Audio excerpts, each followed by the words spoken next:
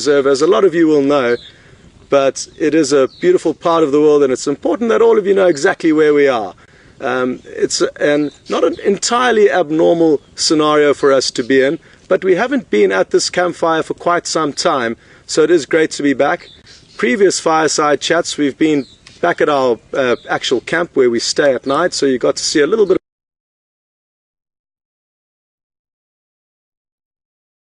that got chased up a tree by a lion, and it was action that was too good to miss to be sitting around a campfire, so we had to improvise, and myself and Brent went out together.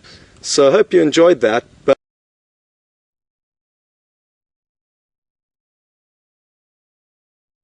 But also really looking forward to being back here at the original campfire that we usually use. We're out in the quarantine clearings, and it's a beautiful open place that was strategically chosen for the campfire because it is open and safe. Now, enough of the formalities. It's important to introduce Stefan, who has joined us here. A few of you may have seen him from the waterhole camera. He's been here for a few days last week, and he just got back yesterday. And just to fill you in about Stefan and why he's here to relieve the current presenters and also bring in some of his expertise and knowledge and a different twist on the guiding.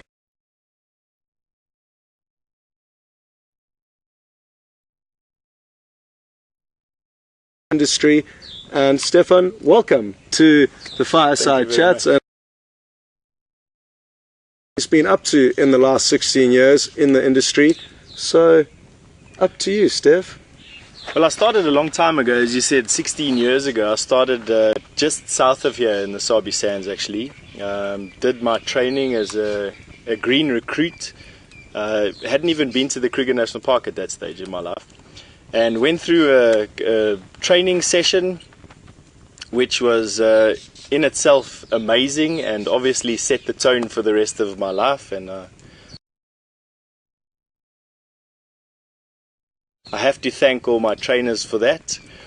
And then I moved from the Sabi Sands, I moved into the Waterberg, which is lying just outside Pretoria, and rekindled my love for the bush. It was really a wonderful place to be. The fauna and flora out there is just something phenomenal. From there, I moved back into the Kruger National Park. I happened to move into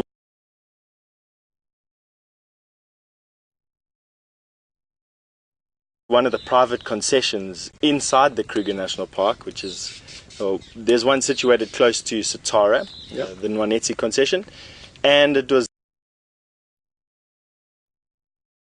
there that I really reached the pinnacle, I see it, of my guiding career. I loved working there.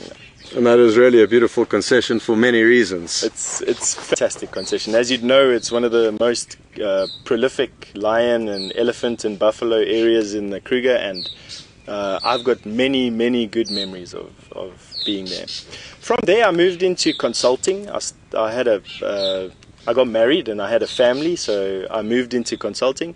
And since then, I've been consulting to a variety of game reserves and companies in South and Southern Africa, and exploring my love for touring. Enjoying being with yourself and Brent, you guys are, and Mark, in actual fact, is a wealth of knowledge. So, exactly. For a little bit of our history, we actually know one another from a camp that we both used to work for. They've got various lodges throughout South Africa and Africa, and Steph was working at the camp in the Kruger National Park, and I was working at the same company's camp here in the Sabi Sands, and that's how we got to know one another. And that's actually a large part of why I'm sitting here this evening. Stefan actually heard about the position going here for Wild Earth and got in touch with me. He heard I just got back from Kenya. We've got a visitor. Good evening, Mark. I'm interrupting you. Not at all, not at all. So you would have heard Mark's just arrived, and he'll be joining us here shortly at the campfire. But myself and Steph, as well as Brent, all knew one another. Mark and Steph had yet to meet, but have got a lot in common and are already enjoying one another's company. So we're a happy team here, and always great to have a new face like Steph on board to see what this project is all about. Evening, Marcus. Scott. Welcome. Thank you. Hey, Mark. Steph. How are you? Welcome. Good. Thank you. So, Mark, we've Hello, just Scott. yeah, welcome. Another good evening out there. Hello, everybody. That's a light. There's a camera. Thanks. Yes, great evening out there. It wasn't as exciting as this morning. But you got spoiled this morning. Oh, gosh. Spoiled rotten, and I think it was so great because it was a Sunday morning. So I think we had a lot of viewers with us this morning that would have been really, really green if it had happened, say, on a Monday morning when a lot of our viewers go to work and aren't able to watch. So I think it was great that we happened to have such a, what we call in South Africa, lekker time. Good. Yes. Good. Well, Steph has just been telling the viewers a little bit about himself and his history, and we kind of were at the last point of it when you arrived that myself and Brent did know Steph from previous camps that we've worked at, but you guys didn't know one another. And I was just saying how great it is to have new faces and new outlooks on the project that we're involved with. Oh, here. very much so. Very much so. Completely new angle that and also new knowledge, new stuff to share. We've already been sharing notes, and I've got some stuff that I've already got from Stefan about all sorts of things. The explanation of scientific names of birds and, well, a lot of stuff. I'm looking forward to this exchange of information that we're going to be able to engage in over the next few weeks. Good. Great. And, fantastic. and just so that all of you know, you can expect to see Stefan out in probably the next couple of days. He's still familiarizing himself with the area and the project. It is very different to regular guiding, which is what we all are or were before we got involved with Wild Earth. So he's just getting his bearings here, and in the next few days you can look forward to a new presenter and somebody else's take on this whole experience. So that is something to look forward to. But yeah, Steph, welcome on board, and we look forward to everything that the future holds. Thank you very much. And welcome back to the sands. Yeah. When were you last in the sand? The last time I worked professionally in the sands was in 2006. So Okay. it's been a while since I've been. Although I've come back on and off freelancing over the years, I haven't been professionally guiding in the Sabi sands.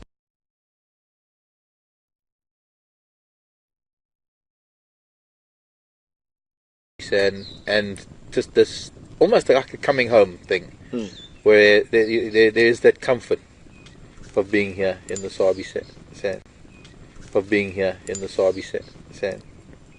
The lion. They're starting to roar at Buffelshoek Dam right now. Oh, I wish we were still sitting there. So Mark's lions are busy roaring, but it's a little bit too far away for our microphones to pick up, sadly. But we can hear them off in the distance, and who knows, maybe they'll come closer and we can possibly, all of us could hear them if our microphones manage to pick them up. My lions, yes. Thanks, Scott. Well, you tracked them and found them, so today they belong to you. Thanks. No, that's actually true. But I think I do owe the credit to Lex. If I wasn't around, he would have followed the tracks and he would have found them. I just happened to be ahead of him on the tracks when he had already said they were going that way. Okay. Although, yes, it was a combined effort between me and Lex. As it often is. Lex and I. Lex and me and Lex. So just to run through a brief outline of what we're going to be up to this evening, we're going to just recap on a few of the highlights because a lot of you, the viewers, cannot follow every drive. So we'd like to just recap some of the exciting things that we've seen, and thereafter we're going to field your questions. Now the beauty of sitting around the campfire is that you don't actually need to ask a question that's relative to what we're seeing. So it could be something to do with our history or where we've been or exciting encounters that we've had in the past. Now to send questions through, you would hashtag Safari Live on Twitter or send an email through to questions@wildearth.tv. So send on your questions. Apologies in advance if we don't answer all of them, but there's so many that come through and we will certainly try our best. But now, highlights, Mark. Since you've been back, I mean, we can maybe go from most recent to not so recent because Yeah, you well, 'cause arrived I suppose halfway through the week. I did. In fact, I think I've missed a lot, and I'm looking forward to listening to what your highlights were, because I've heard you and Brent talking about them, but I haven't really had a chance to catch up properly what you guys saw when I was away. Because my highlights, I think the highlight was coming back. That is always special, coming back after a little bit of a break, and because of what we do, it's so much fun what we do. But I think several highlights. First of all, I had the Tsalala breakaways 2 days ago at Arathusa Dam, and that was phenomenal. They'd killed a kudu bull, and the whole pride was there. 13 lion. There are females and 9 youngsters that are varying ages, anything from about, I think, 9 months or a year to about 2.5 years. Excuse me. And they're the biggest pride we get to see at the moment. That's right, yeah. And it was only the second time, I think. It's the only time I've seen them, yeah. yes. And the last time I saw them, we didn't really get to see them very well, because I think they were dotted around. But finally, actually, in the afternoon, the day before yesterday, they actually managed to come out of their sleeping places, and they made their way down to the dam, and they were all drinking, and there was an interaction with a hippo. But they had killed a kudu, so we managed to see a little bit of interaction between them. You know what it's like at the end of a pride when one of them picks up a trophy, and it'll sit there and it'll chew, and it'll try and make the rest of them jealous, and then it'll get tired, and then the next one will come and it'll sit on the side. And this was the base of the horns and that part of the skull, and then there was also just the first cervical vertebra. That was also another trophy that they were just sitting and licking and chewing. The other, I suppose, was Shadow's cub. I didn't get to see her, but we saw Shadow's cub. And then this morning, what can I say? And this morning, following the lion tracks and finding them at the dam, and the crocodile was there, and then finding, just almost bumping into quarantine male. That's amazing. How many times you actually, because you're looking at tracks, or you're looking a little bit further than out there, and you actually have a cat right there on at your feet almost. And then finding that Karula was seen on her way down towards the dam, and we just happened to be almost heading in that direction, and seeing her stalk. It's always great to see them stalk as opposed to actually finally making the kill. It's very exciting, and it is also very, very real about what happens here. But I know that it is a sensitive thing for a lot of viewers. But it's nice to see them going into the motion, but not necessarily executing it. Well, it certainly has been a great coming back. Yeah, you've arrived back at a good time, and you've had great drives ever since. Yeah. Going a little bit further back before Mark got back from leave, and Brent, just to let all of you know, he is fine and well, but he's off at a wedding, so he'll be back in a couple of days. So that's why he's not here. And myself and Brent got really spoiled together on the same sites, and probably the most memorable for me, there was a mating pair of leopards that Brent had spent so much time looking for, and eventually in the afternoon they were located, and we approached into that sighting. Karula was in the background, so it wasn't just the mating pair of leopards, the dominant male Mvula and a female that we had never seen until this point called Kwatile, and Karula was hanging around in the background. There was 2 lioness that we got to a dam, twin dams, and 2 lioness poked their heads up. There were 3 leopard approaching. The lions chased the leopard up the tree, or 2 of the leopard at least, the mating pair.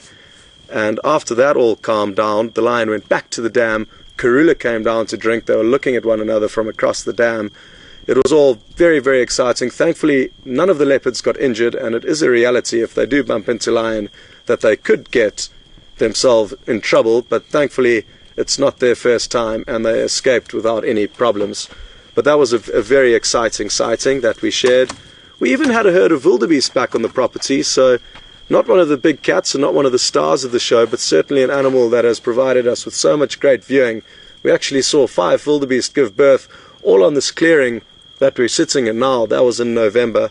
So good to have a herd of wildebeest back, a crocodile at Buffelshoek Dam, and so much more. A few lion sightings dotted in the way.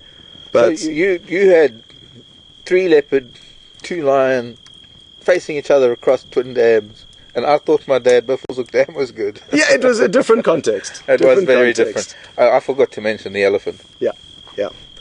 And for those of you who were watching, there was that one moment we just managed to get there in time. Where we had that male lion on the dam wall and the elephant behind it. I don't know if you saw a post from a screenshot of that. It's a really wonderful shot for those of you who managed to capture that. And then we had another very interesting sighting with Tingana, who's another dominant male leopard. And I'll be interested to hear Steph's thoughts on this, because this male leopard, who's fully grown and mature now, has managed to kill, this is his 5th aardvark. Now, an aardvark is a nocturnal animal that we seldom see, mainly because they're out late at night. But this male leopard has killed 5 of them in recent succession. Have you ever heard of a male leopard doing that, or seen that in your time in the Sabi Sands? You know, male leopard, in my experience, are funny things. They definitely build their own characters and their own personalities, and depending on what experiences they've gone through, they may or may not like different things. I think the most bizarre about this particular sighting is that he's managed to kill 5 aardvark. Now, in 9.5 years of guiding professionally in the Sabi Sands, I've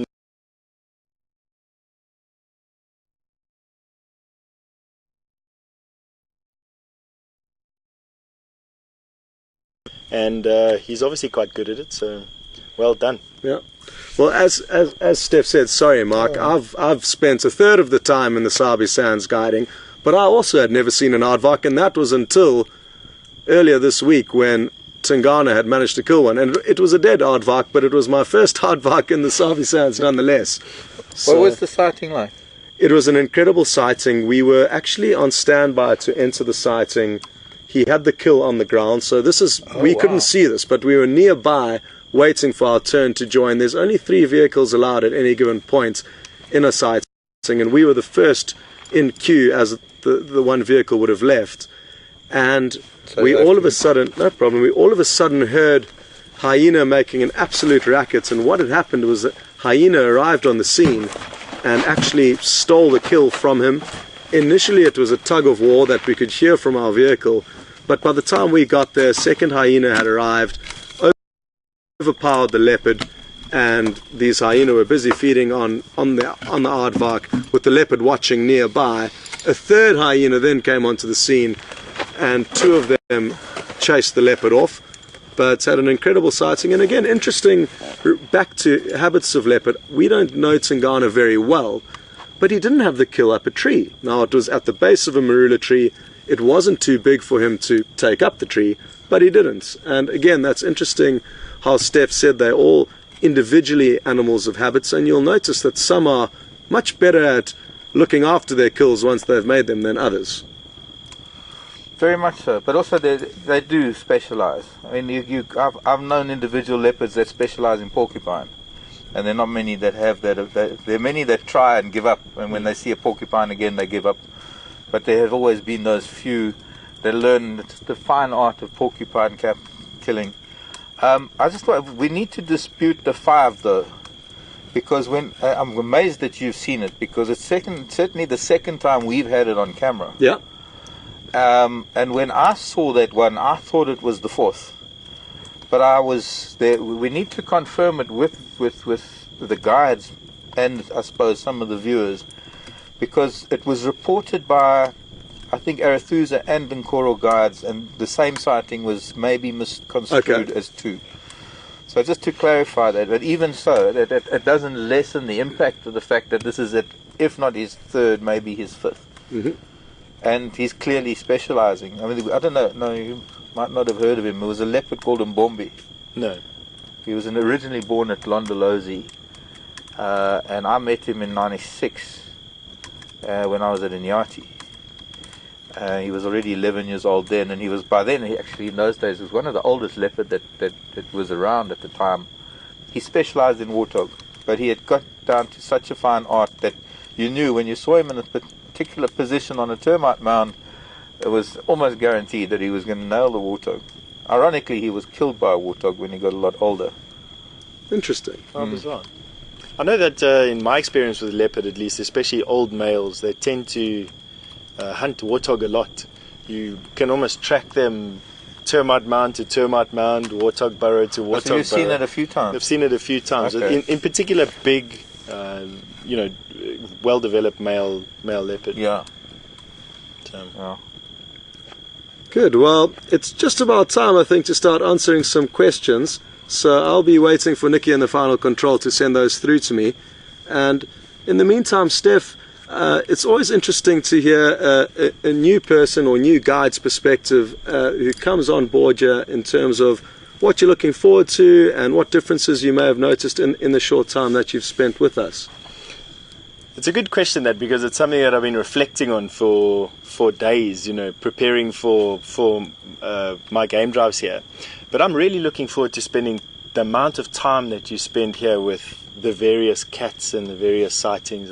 I have noticed that you spend a lot of time taking time to explain things. And from a commercial guiding point of view, where you've got guests that have been on your car for a couple of days and only have 1 or 2 more safaris left, you don't always have that time around sightings. And I think that's what I'm looking forward to most. I'm also looking forward to experiencing this part of the Sabi Sands. The dynamics here are very different. The bush here is incredibly healthy, and especially heading into a dry year like we seem to be heading into right now, I'm looking forward to seeing how the bush changes over the next month. Yeah. We're going from April into May, and it's a transition period. Lots of our autumn periods are going to change. And so I'm looking forward to water holes, I'm looking forward to drainage lines, I'm looking forward to a lot of things. Good. And like Steph says, we are all very privileged, and that includes you, the viewers, in the time we do get to spend with the animals, because like Steph said, when guests come out here for a limited period of time, you find their rangers having to kind of rush around a little bit to try and show them as much as they can, whereas we have the fortunate situation where we can give you information over a long period of time and make the most of whatever the best scenario is at any given stage. So you're right, and that is something that myself and Mark often chat about and enjoy, and even Brent, who's also a newcomer. So that is something that you will certainly enjoy. I think to add to that, and just to that emphasizes it, that you get to spend time with individuals, and so that answers a lot of the questions. A lot of times we get asked questions about behavior and what does a leopard do if, or what if, and questions that can really only be answered by spending time with animals and actually being with the same individual, to know what the same individual does in different circumstances, rather than seeing so many different leopards throughout a period of time. Let's not forget that we're taking people on safari that have been many dozens, potentially even many hundreds of times here. So that also adds a nice spin to the way you do a safari, and it challenges your knowledge and it challenges your interpretation of animal behavior, and that in itself is a challenge, and it's something I'm looking forward to as well. The other thing I just thought of is that not many guests on a vehicle have access to Google. Exactly. You can double check us from wherever you're sitting across the world. Anything we say, you can double check us. But I think it's through that we learn so much. I've made this statement that I've made for a long time, because I've only really studied it in the environments I've lived in, and that's vines and the way they grow. And I was always under the impression that they grew clockwise in the northern hemisphere, counterclockwise down here, because it was all part of the Coriolis effect in the whole northern south hemisphere. But evidently it's not true. There have been several studies, I think 2 major studies that have been done on different continents, different sides of the equator, in different habitats, and it seems that mostly it's counterclockwise, and it's more got to do with the cellular structure of the plants more than anything else. Not confirmed that it's the bathwater going down on the left or the right. Okay, so we've got our first question through this evening, and possibly that's our fault for not explaining this in advance, but the viewers are very interested to know your full name and the spelling thereof, and you'll probably find they're going to do some background research on you and check up that you haven't been misbehaving. But Steph, if you could please go with your full name spelling. And So my name is Stefan Winterboer, and it's spelled Stefan, and my surname is Winterboer.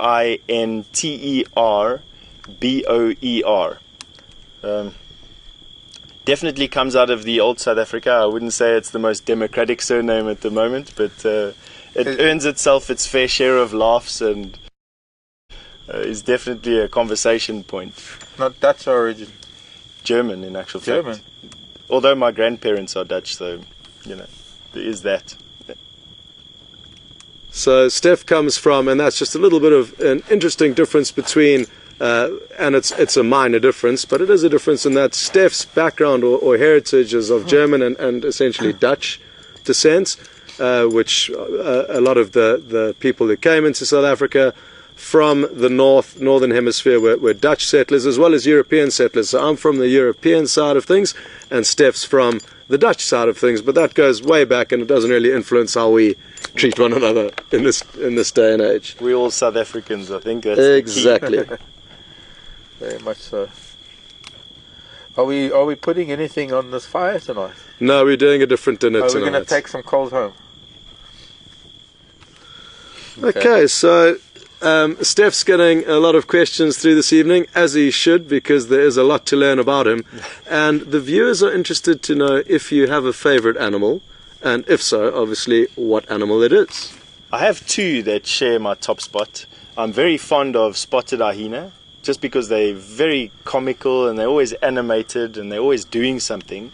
And another animal that I find quite interesting is the honey badger. Obviously because it's also active and it doesn't sleep as much as some of our other predators do. And they definitely have a personality as well. They know what they're about, and can sometimes be quite inquisitive. For their size, they command a mountain of respect. A mountain of respect, exactly, with stories abounding of them tackling elephant and buffalo and whatever else they can get hold of. So I would say that those two hold my fancy.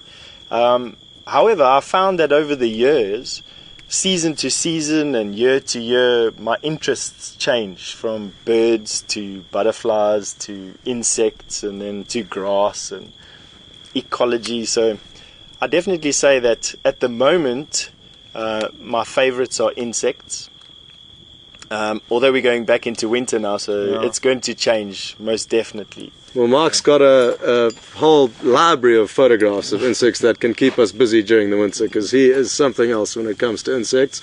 There's nothing better. Any insect that I find crawling around the camp, I'm like a little kid. I put it in my hand and go up to Mark with a smile on my face and see what he has to tell me about it. So it's good to have another insect lover here, and I'm sure that yourself and Mark and all of us can continue to learn a lot just through your archives. Just the sharing of the wonderful thing about the passion that we all share is that it does drive us in different directions. As Stefan is saying, that different seasons there are different things that grab his attention, and that takes one on a completely different learning path to another person, and so we are filled with knowledge, but it's our own little particular piece of knowledge. So to share that with each other, because we all build up these little libraries in our head, and nobody else ever gets to read them as much as, say, the viewers. And the best way to learn is to what did somebody call it? I forget, I'll think of a term, but there was this sort of shared knowledge that we need to, and we do. It's like you say, you bring me insects because you want to know, and because I want to see, because you know how happy it makes me to find a jewel beetle or a longhorn. Okay, well, we've just got another question through from Jules and Wonder. Good evening, Jules and Wonder, and welcome to the Campfire Chat. I hope you're having a wonderful evening. Jules and Wonder are interested in a bird's nest that I found yesterday. It was a very small cup-shaped nest that had been lined with spider webs that the bird would have purposefully collected in order to build its nest. And we have chatted amongst one another as to what we think it could be. Mark says the sunbirds will often use spider webs, so it could be a sunbird. And Steph mentioned at first hand a bird called a penduline tit. It's a grey penduline tit that builds a very intricate nest with actually a false entrance with a dead end that naturally predators would see as an entrance, but it's concealed with the dead end. And the actual entrance to the nest is very small and not really noticeable where the birds duck in.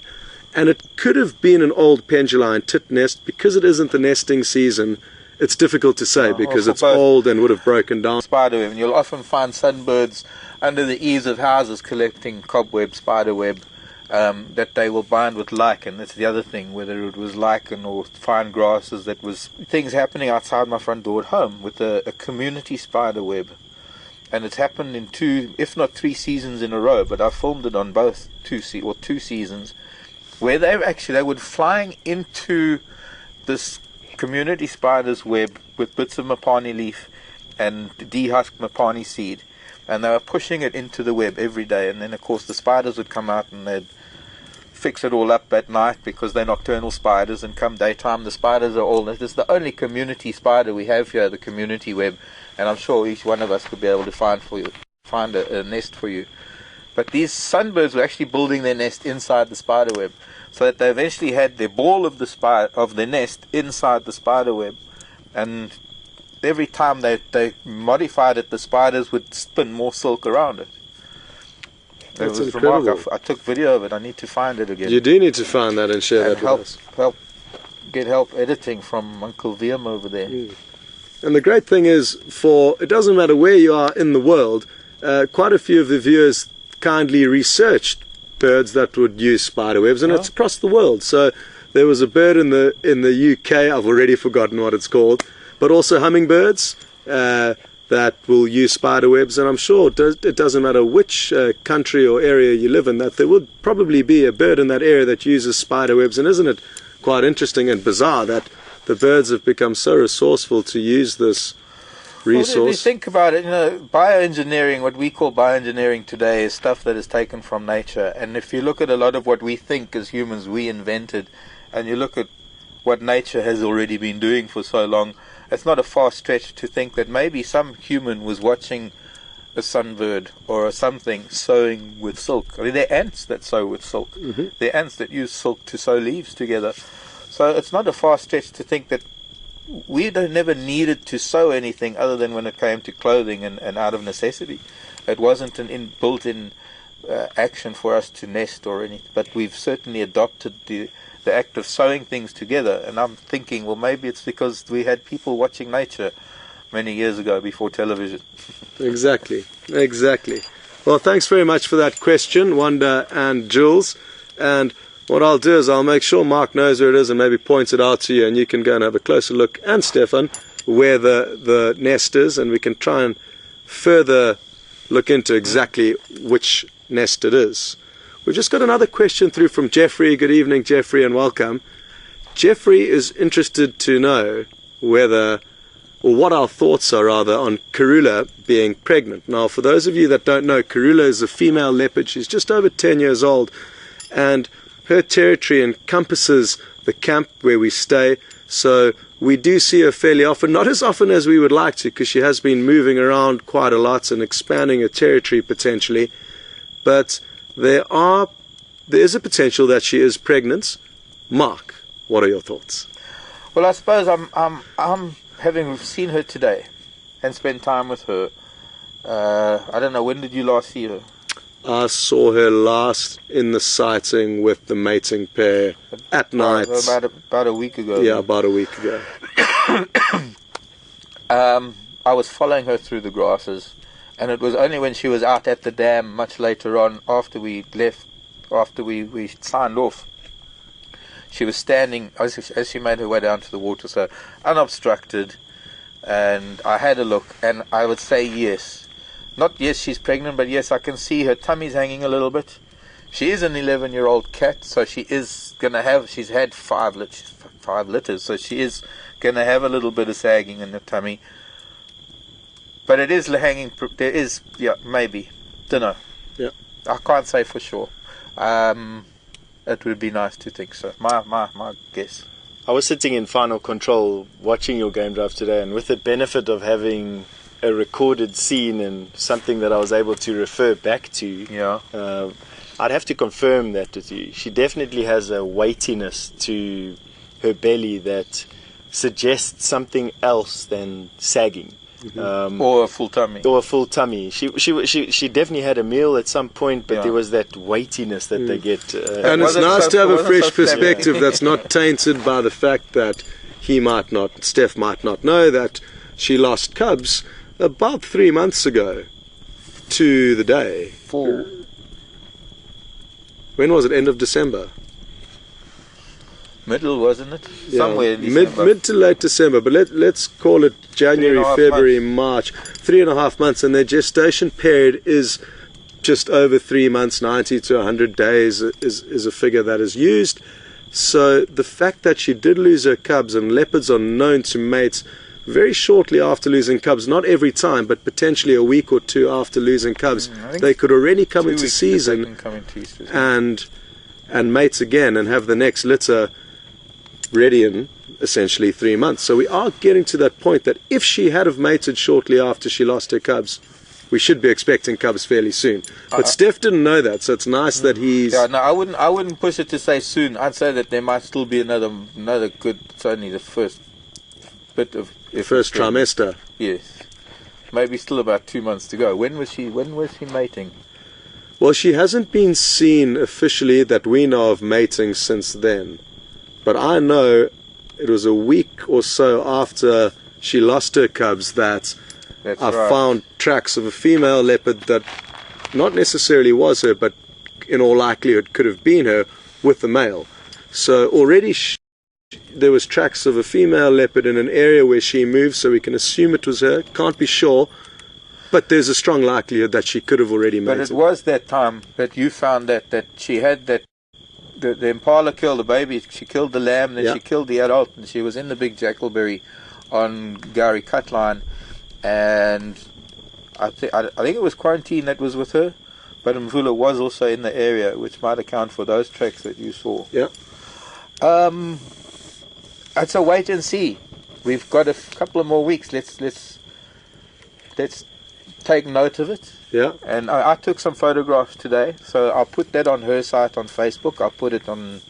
I'll do it tonight. I'll try and get that sorted out this evening, so that everybody can have a look. We might even get a veterinary opinion from somebody out there. I know we have a vet tech that watches. Cindy might be able to tell us a little bit more. So it'll be nice to know, and it'll be nice to watch. That's the beauty of it. Rather than guessing, let's notice the difference. Let's take note of what she looked like today, and we'll be seeing her empty-bellied. We'll see her full-bellied, but there will be that one telltale thing, which will be that little bit of a pouch underneath her. All the suckle marks around her teeth. Yeah. Well, that's a little way away, but that's going to be great to be able to see. But Jeffrey, it certainly is something to look forward to, and as you would have gathered, we all feel that she could be pregnant, but can't be sure, and it's just a waiting game from now. Now we've got a question through from Joanne. Good evening, Joanne, and welcome. Hello, Joanne. Joanne is interested to know if we've had any sightings of any animal that has kind of got us thinking or questions our thoughts on their behavior.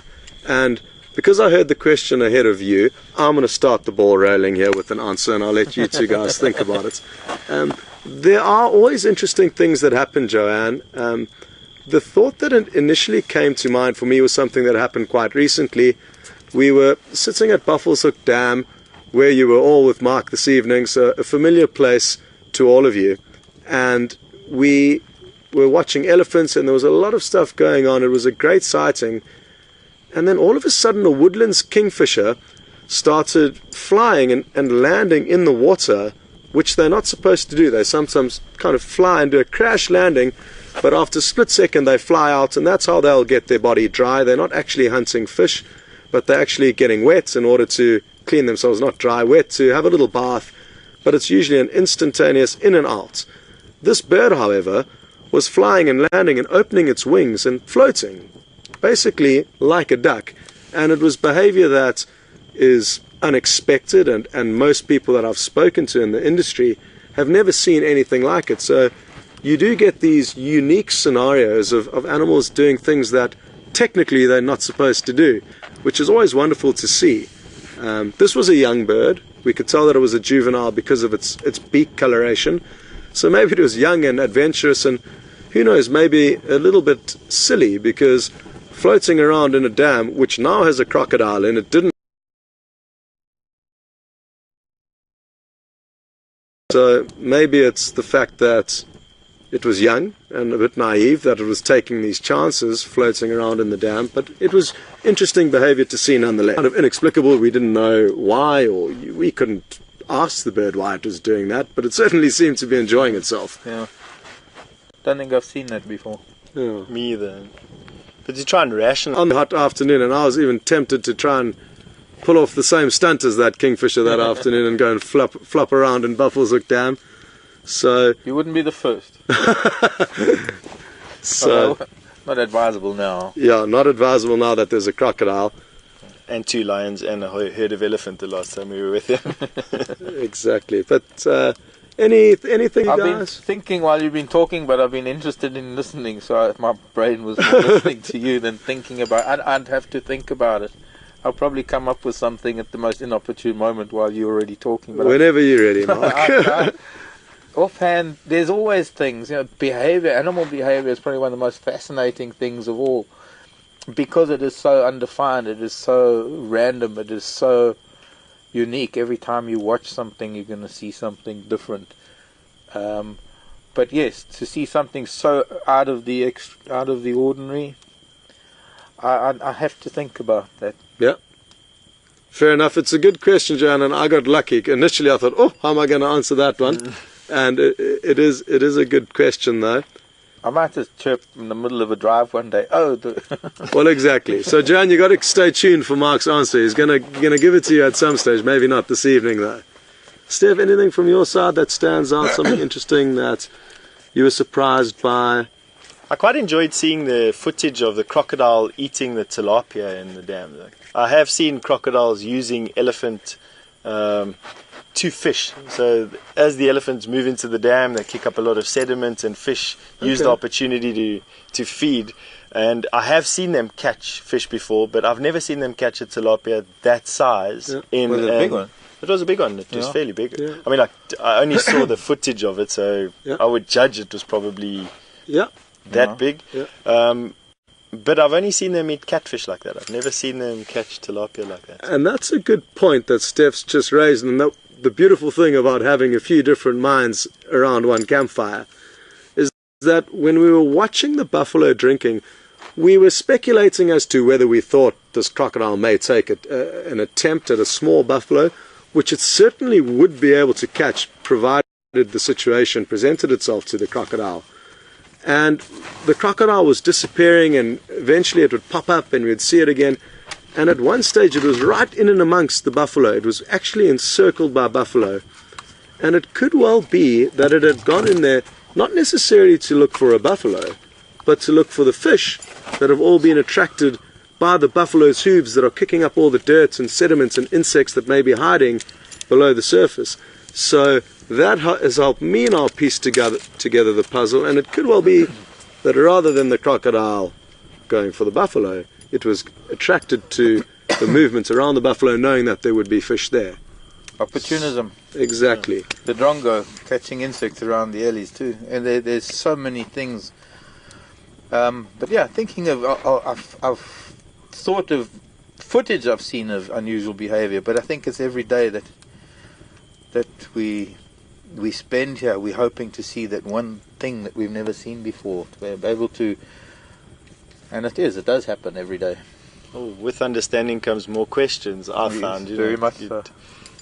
Okay. Well, thank you very much again, Joanne, for getting us onto that topic. But we are going to ask the next question now, and that's from Carla in Holland. Good evening, Carla, and welcome to the campfire with us this evening. Carla is interested to know... Oh, I've just gone blank. Nikki?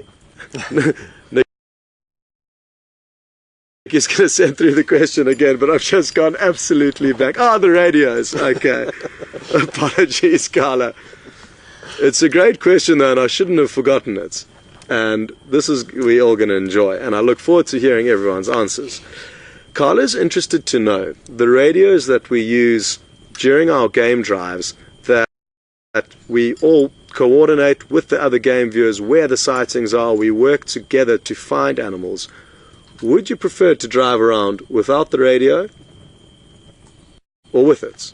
And now there are pros and cons which we can all go through, but we'll start with Mark, if you like. Well, I think having experienced both, it's very intense here in the Sabi Sand to some degree.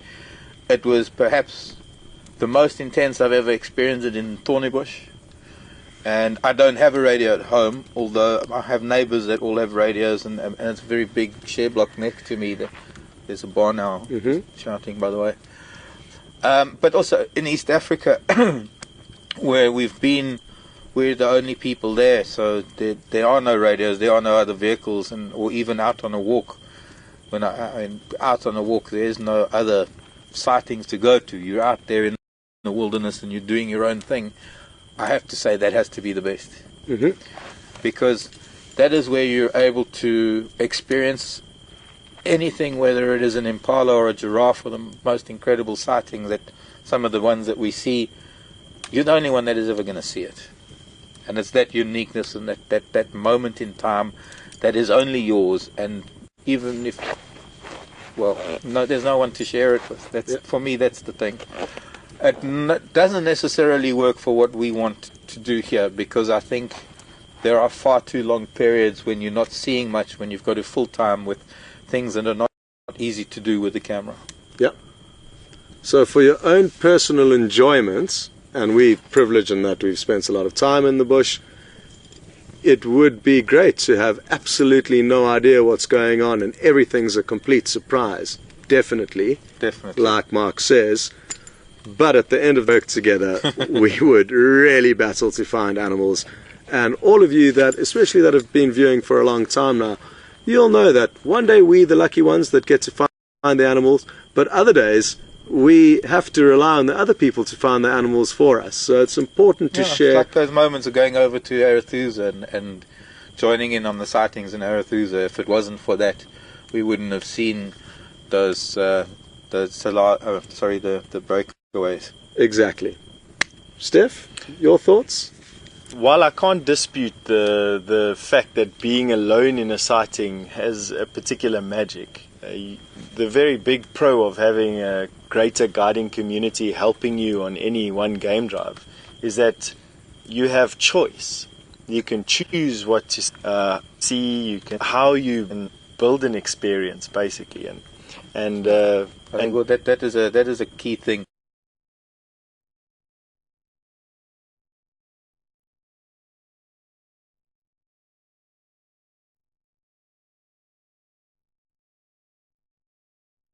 Being part of a guiding community that works so well as it does here. Yep.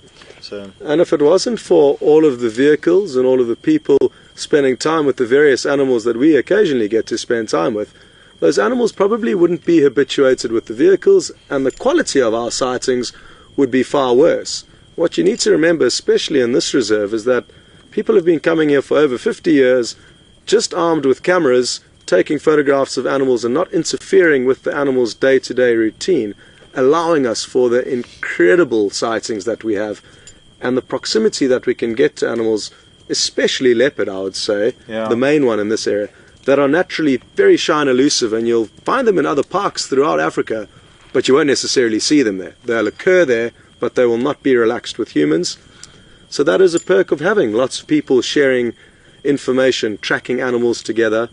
And then just the fact that even if we're not responding to a sighting, we know of something interesting that's happened far away from us, that Karula has arrived in an area where we wouldn't expect to have, but because people are there, driving around and looking, we get to know that interesting information about the animal's movements even when we are not there. Yeah, or we can anticipate them coming here and hearing about sightings elsewhere and knowing that, well, where they're close or they're... makes a difference. Yeah, a huge difference. Interesting question, though. That was very interesting. Yeah, a good question, and I'm sure a lot of guides would have never-ending debates as to what the correct answer is to that. Okay, we do have the next question coming through, though. So, thank you very much for that question, though, Carla.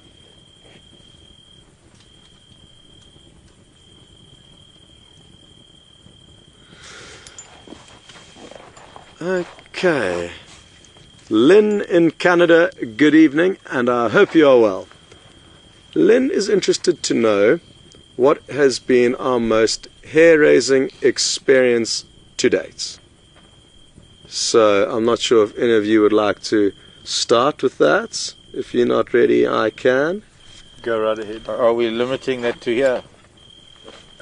Yes, let's... To Djuma, or... Well, if Lynn wouldn't mind, should we limit it to the... No, let's keep it open-ended. Let's keep it open-ended. Okay. I'm going to go with...